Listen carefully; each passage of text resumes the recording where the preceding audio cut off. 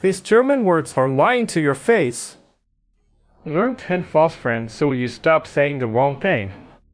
From dinner table disasters to total mix-ups, here we go. Number 1. The most dangerous trap of all. Das Gift. It does not mean a present, it means poison. Die Schlange hat ein starkes Gift. Number 2. Careful when you talk about family. Die Eltern. It means parents, not elders or the elderly. Meine Eltern wohnen in Berlin. Number 3. You will use this one daily. Das Handy. It means cell phone, not something handy or useful. Ich habe mein Handy zu Hause vergessen. Number 4. A classic verb trap. Bekommen. It means to receive or get, not to become. Ich bekomme ein Geschenk zum Geburtstag. Number 5. This one is not in the kitchen. Der Chef. It means boss or manager, not a cook. Mein Chef ist heute sehr freundlich. Number 6. A word parents love to say. Brav.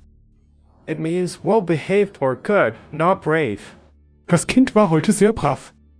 Number 7. This tiny word flips meaning. Fast. It means almost, not fast or quick.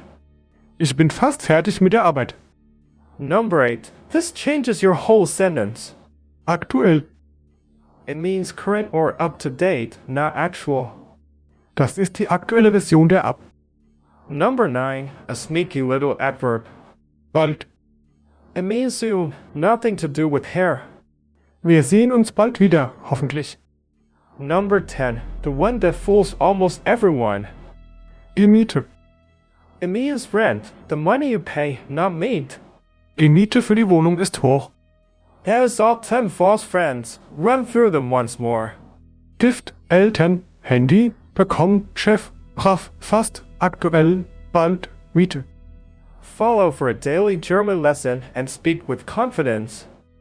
Next up, the dirt, dye, and dust gender traps. See you there.